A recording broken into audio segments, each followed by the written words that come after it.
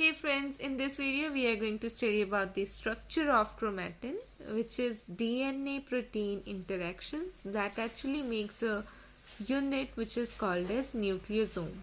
So we will study that how the chromatin is formed inside the nucleus and how DNA is compacted and what's the kind of interaction we can see in case when DNA interacts with the protein and forms a structure called as nucleosome. So let's begin. Woodcock was the scientist who in 1973 has shown that chromatin actually consists of repeating patterns of bodies known as nucleosomes. So chromatin is actually made up of certain repeating patterns of bodies which we called as nucleosome. Now the question arises, what is nucleosomes? Nucleosomes are basically DNA and histone molecules that are composed together. So the nucleosomes are composed of mainly DNA and histone molecules. We know that the distance between base pair of DNA is 3.4 angstrom and the total length of DNA is around 2.2 meter. So this much long DNA needs to be compacted inside the nucleus, which is done with the help of this protein called as histone protein. So this is actually a basic protein that interacts with this acidic nature of DNA and compacts it inside the nucleus in the form of chromatin. Now we see that this long size DNA are accommodated in small areas through packing and compaction. And we know that DNA is acidic due to the presence of large number of phosphate groups. तो DNA जो है acidic nature का होता है क्योंकि उसके पास बहुत सारे 5 प्राइम एंड पे अगर हम देखें तो फॉस्फेट ग्रुप्स लगे होते हैं. Now this compaction occurs by folding and attachment of DNA with basic proteins. हमें पता है कि जो कॉम्पैक्शन होती है डीएनए की वो किससे होती है, बेसिक प्रोटीन से, बाय फोल्डिंग एंड अटैचमेंट. और प्रोकैरियोट्स और यूकैरियोट्स दोनों के ही अंदर जो डीएनए की कॉम्पैक्शन या पैकेजिंग है वो अलग अलग तरीके से होती है.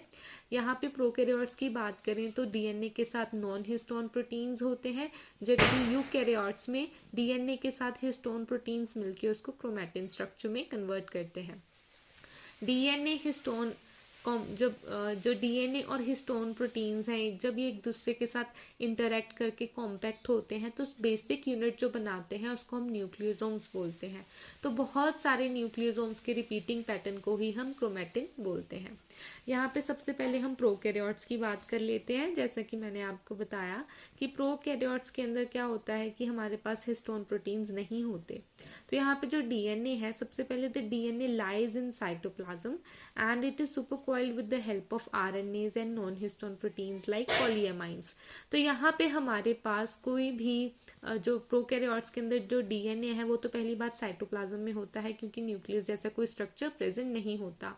दूसरी चीज जो उनका डीएनए है वो कॉइल्ड होता है आरएनए और नॉन हिस्टोन प्रोटीन से, जैसे कि पॉलीएमाइन्स. और इसी हम कॉम्पैक्टेड मास को, जो डीएनए का एक कॉम्पैक्टेड मास है, इसको न्यूक्लियोइड या प्रोक्रोमोसोम्स बोलते हैं.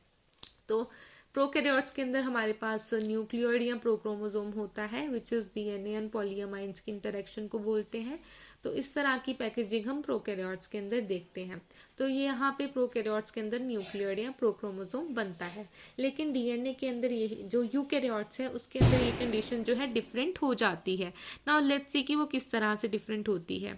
यहाँ पे जो डीएनए पैकेजिंग है यूकैरियोट्स के अंदर, it is carried out with the help of lysine and arginine rich basic proteins called histone. So eukaryotes के अंदर DNA is compacted with the help of lysine and arginine rich basic proteins called histone proteins. And when these histone proteins interact with the DNA and pack it, this unit of compaction is called nucleosome. तो ये जो unit of compaction है इसको nucleosome कहा जाता है. तो यहाँ पे अब हम एक डायग्राम भी देख सकते हैं. ये जो सर्कुलर फॉर्म में हम ये देख रहे हैं, ये एक्चुअली हमारे पास क्या है, ये हमारे पास हिस्टोन की प्रोटीन्स हैं, ये हिस्टोन ब्लॉक्स हैं. और इसके आसपास ये जो हम थ्रेड लाइक स्ट्रक्चर, तो घूम रहा हुआ थ्रेड लाइक स्ट्रक्चर हम देख सकते हैं, ये एक्चुअली ये हमारे पास डीएनए है जो इसके आसपास जो है कॉम्पैक्ट हो रखा है। तो इस तरह से जो है डीएनए और हिस्टोन प्रोटीन्स एक दूसरे के साथ इंटरेक्ट करते हैं और beads on a string appearance देते हैं। जैसे कि मोतियों की माला होती है, उसी तरह से beads on a string appearance हमें आती है जब ये न्यूक्लियोसोम्स के आसपास डीएनए कॉम्पैक्ट करता है। अब हम बात कर लेते हैं हिस्टोन प्रोटीन्स के बारे में। हिस्टोन प्रोटीन्स जो है वो lysine and arginine basic proteins होते हैं। ये 5 तरीके के होते हैं। इनका नाम है H1, H2A, H2B, H3 and H4। तो ये हमारे पास 5 अलग तरह के जो है टाइप्स हो गए हिस्टोन प्रोटीन्स के, जिसमें से जो 4 प्रोटीन्स होते हैं which is H2A, H2B, H3 and H4, they occurs in the pair. ये चारों जो है पेयर में होते हैं टू प्रोड्यूस हिस्टोन ऑक्टामर। क्या होता है कि हमारे पास H2A, H2B, H3 और H4 जो है वो पेयर में होते हैं, एक ऑक्टामर बनाते हैं और उस ऑक्टामर का नाम होता है न्यू V8 बॉडी और कोर ऑफ न्यूक्लियोसोम। तो हमारे पास ये जो न्यू V8 बॉडी या कोर ऑफ न्यूक्लियोसोम है, हम यहाँ पे ऐसे समझ सकते हैं कि ये जो हमारा ब्लॉक है पूरा का पूरा, राइट, ये पूरा का पूरा हिस्टोन ब्लॉक है। इसके पास एक्चुअली टोटल कितने हमारे पास हिस्टोन है, 8 हिस्टोन होंगे जो कि 4 जो है पेयर की फॉर्म में प्रेजेंट होंगे, H2A, H2B, H3 और H4। ये जो है चारों जो है पेयर में प्रेजेंट होंगे तो टोटल 8 होंगे। तो जो हिस्टोन ऑक्टामर है ये एक्चुअली बनाता है न्यू V8 बॉडी या जिसको हम कहते हैं कोर ऑफ न्यूक्लियोसोम। जबकि H1 यहाँ पे आप देख सकते हैं कि जो H1 है एक लिंकर का काम करता है, ये एक को दूसरे के साथ लिंक करने का काम करता है। तो इस तरीके से हमारे पास यहाँ पे हम देख सकते हैं beads on string appearance of histone blocks with the DNA. दूसरी चीज हमें देखेंगे कि जो डीएनए है जब वो हिस्टोन ऑक्टामर के आसपास, यहाँ पे जो कोर ऑफ न्यूक्लियोसोम या हिस्टोन ऑक्टामर है, जब उसके आसपास क्वाइल करता है तो टोटल 1/3/4 टर्न ऑफ डीएनए पर न्यूक्लियोसोम देखा जाता है। यानी कि एक पूरा टर्न और दूसरा 3/4 टर्न लिया जाता है डीएनए के द्वारा एक न्यूक्लियोसोम पे। तो यहाँ पे जो टोटल टर्न है वो 1/3/4 टर्न ऑफ डीएनए पर न्यूक्लियोसोम होता है। अगर हम यहाँ पे नेक्स्ट देखें, जैसे कि मैंने आपको बताया है कि जो न्यू V8 बॉडी है या कोर ऑफ न्यूक्लियोसोम है वो किस तरह से होता है, तो यहाँ पे हम देख सकते हैं पूरा कोर ऑफ न्यूक्लियोसोम है, ये हमारा पास पूरा का पूरा न्यूक्लियोसोम है और इसके आसपास जो है क्वाइलिंग हो जाती है हमारे पास डीएनए की। जो डीएनए है वो इसके आसपास अराउंड होके कॉम्पैक्ट करके ऐसे क्वाइलिंग कर लेता है। तो यहाँ पे हम देख सकते हैं हमारे पास यहाँ पे टोटल 4 टाइप्स हैं हिस्टोन प्रोटीन के, which is H3, H4, H2A, H2B। तो ये सारे के सारे जो है पेयर्स में प्रेजेंट है। We can see all of them are present in pairs, so they actually makes the core of nucleosome.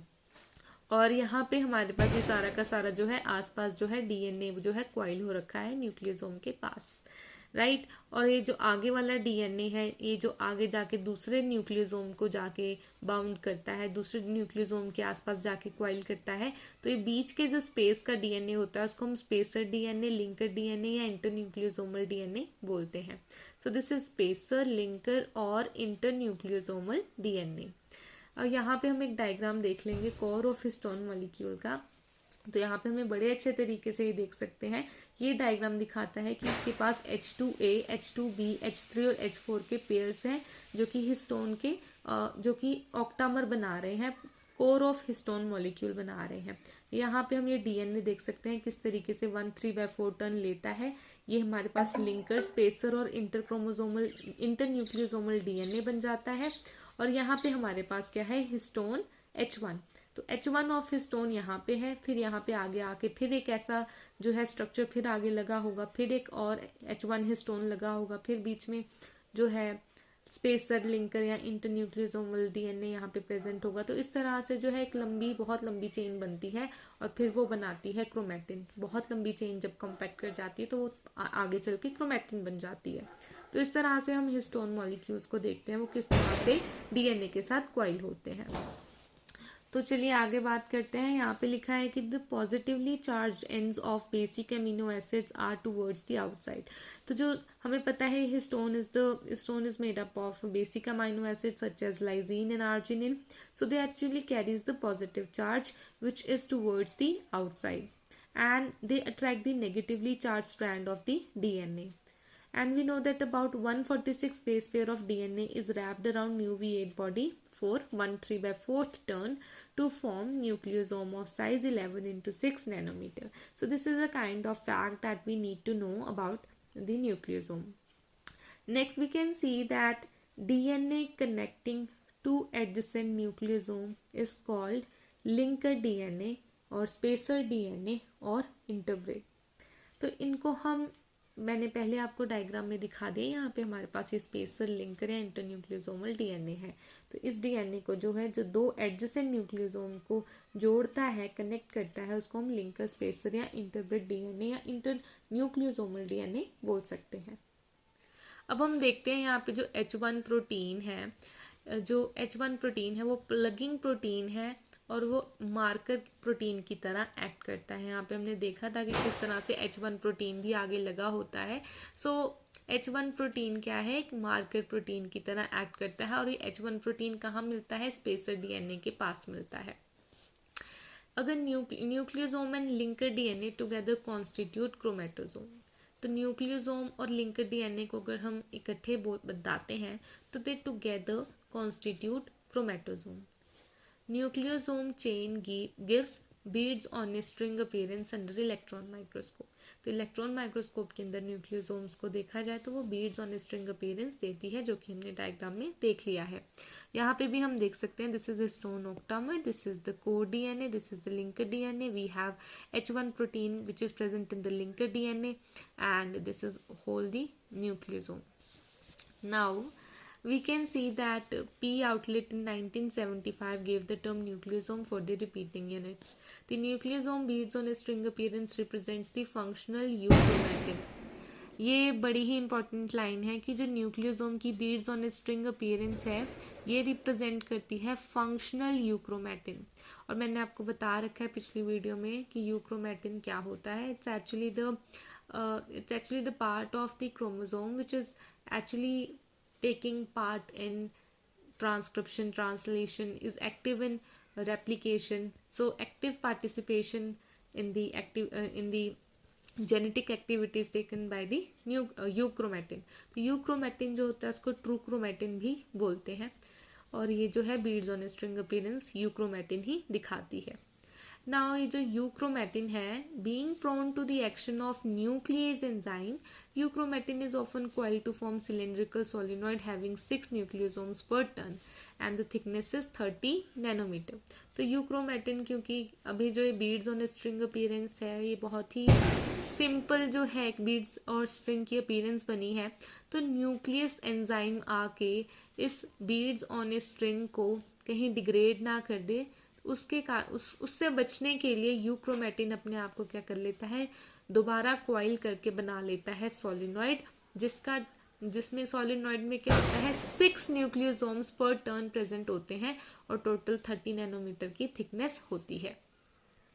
तो यहाँ पे हम एक डायग्राम देख सकते हैं. यहाँ तक ये सोलिनॉइड हमारे पास प्रेजेंट है.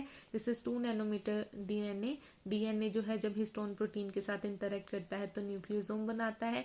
और न्यूक्लियोसोम ये जो है यूक्रोमेटिन रिप्रेजेंट करता है. तो यूक्रोमेटिन न्यूक्लियस एंजाइम से डिग्रेड ना हो जाए तो उससे बचने के लिए खुद को और कॉम्पैक्ट करके बना लेता है सोलिनॉइड. और सोलिनॉइड जब खुद को और ज़्यादा कॉम्पैक्ट करता है तो 300 नैनोमीटर वाइड क्या बना लेता है, क्रोमेटिन फाइबर, जो कि हमें इंटरफेस ऑफ न्यूक्लियस में दिखती है. और अगर ये क्रोमेटिन फाइबर खुद को फिर से कंडेंस कर ले तो माइटोटिक फेज के अंदर हम देखते हैं कि पहले क्रोमेटिड्स बनते हैं और धीरे धीरे करके 1400 नैनोमीटर वाइड क्रोमोसोम्स बनते हैं एट मेटाफेज. तो ये हम पहले भी देख चुके हैं पिछली वीडियो में भी कि क्रोमोसोम्स का स्ट्रक्चर और उनके टाइप्स. तो ये हमने देखा था कि वो किस तरीके से बनते हैं और मेटाफेज में वो किस तरीके से अपने पूरे के पूरे स्ट्रक्चर को गेन कर लेते हैं. तो इस तरीके से यूक्रोमेटिन जो है अपने आप को सोलिनॉइड में, यहाँ न्यूक्लियोसोम से सोलिनॉइड में कन्वर्ट करता है. Now here what we can see is that further coiling और packing give rise to heterochromatin. अगर सोलिनॉइड से ज़्यादा पैकिंग हो जाती है तो heterochromatin regions बनना शुरू हो जाते हैं. और both तरह के chromatin, both the types of chromatin are held with non-histone chromosomal proteins. Both euchromatin and heterochromatin, both the types of chromatin, they are held with non-histone chromosomal proteins. Remember that heterochromatin and euchromatin are held together with non-histone chromosomal proteins and HC proteins. Now next what we can see is that the chromatids are formed by coming together of chromatin fibres. हमें पता है ना sister chromatids होते हैं, chromosome का structure कैसा होता है. तो क्रोमैटिड्स कैसे बनते हैं? Chromatids are formed by coming together of chromatin fibres. जब इंटरफेज का न्यूक्लियस माइटोटिक फेज के अंदर चला जाता है, तो वो जब उस फेज के अंदर एंटर करता है तो धीरे धीरे that chromatin fibre of the nucleus become condense and at the metaphase it actually changes into chromosome. तो ये क्रोमैटिड्स ही जो हैं, जो क्रोमैटिड्स हैं क्रोमैटिन फाइबर से बनते हैं और ये क्रोमैटिड्स बाद में क्रोमोसोम स्ट्रक्चर्स में कन्वर्ट हो जाते हैं. ये अपने जो आर्म्स हैं वो सेंट्रोमियर्स के साथ अटैच करके खुद को क्रोमोसोम्स में, खुद को मतलब क्रोमोसोम का पार्ट बना लेते हैं. And these we know that these chromatids they actually have a diameter of 700 nanometer, and then last what we get is chromosome at metaphase with diameter of 1400 nanometer. So this is how we can see how a nucleosome actually forms based on a string appearance. It actually how the histone proteins take part in the compaction of DNA and makes a repeating bodies of nucleosomes, and that repeating nucleosomes compact the DNA into such a small form of chromatin fiber and then into chromosome at metaphase. So this is how packaging of DNA is done, and this is all about DNA protein interaction. I hope that you like this video, and if you did then please don't forget to like, subscribe, share, comment.